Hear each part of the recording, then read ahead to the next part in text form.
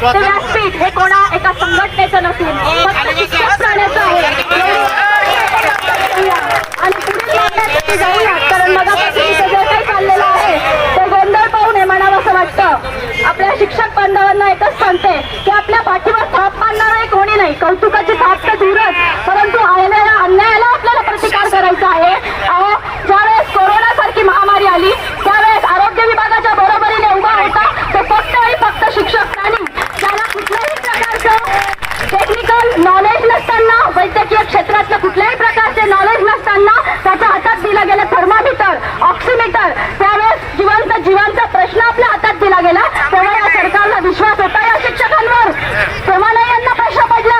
अनेक निवडणुका देऊन आज ज्या पदांवरती तुम्ही पदं उपभोगत आहात ती पदं देणारे आम्ही शिक्षक आहोत. रात्रंदिवस आम्ही राबतो, DLMची कामं करतो.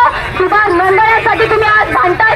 या साहेबांना, या राजकारण्यांना एक प्रश्न विचारावा असं वाटतं की ज्या दुबार नोंदणीसाठी तुम्ही एवढे भांडता आहात, एक एक मतासाठी भांडता आहात, की नावं नोंदणी करण्यापासून तर तुमची निवडणूक प्रक्रिया यशस्वी करण्यापासून राबतो तो हा शिक्षक प्राणी. आणि त्यावरच तुम्ही अन्याय करायला निघाले.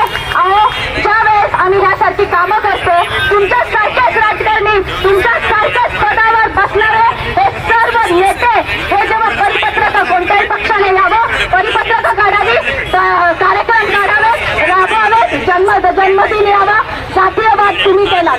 कुठल्याही शिक्षकाच्या मनात जातीवाद नव्हता, जातीवाद आणलात तुम्ही. त्याप्रमाणे आणतात एकेका दिवशी 10 परिपत्रक.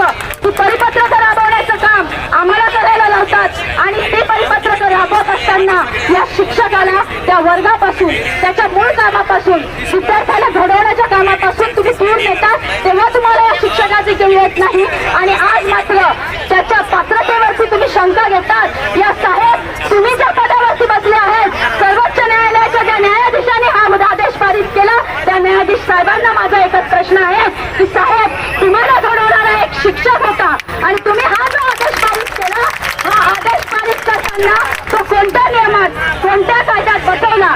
आणि जर तो नियमात बसवलेला असेल तर सरकारी सर्व इतर डिपार्टमेंटच्या सर्व कर्मचाऱ्यांसाठी तो असावा किंवा असेल अशी माझी धारणा आहे.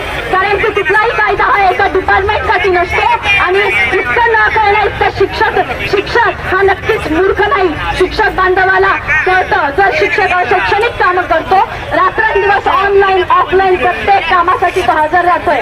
अहो, खाजगी शाळांमध्ये किमान हे काम करण्यासाठी कर्मचारी वर्ग आहे, क्रेडिटर वर्ग आहे, परंतु महानगरपालिका, नगरपालिका, जिल्हा परिषद यांची शोकांतिका असं आहे की ऑल इन वन काम करणारा फक्त आणि फक्त शिक्षक आहे. क्रेडिटर वर्ग तो करतो.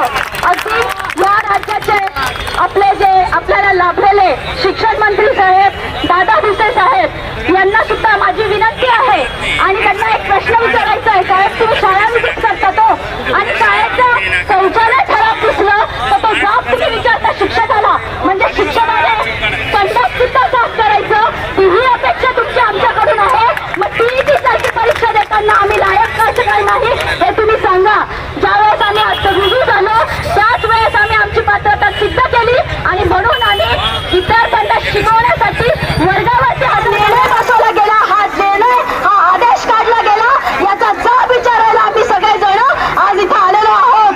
आणि ज्या परीक्षा पासून तिथं गेलात, प्रत्येक डिपार्टमेंटचे जे लोक आज क्वालिफाईड असतात, इंजिनियर, त्याची BE कंप्लीट केल्यावर इंजिनियर होतो.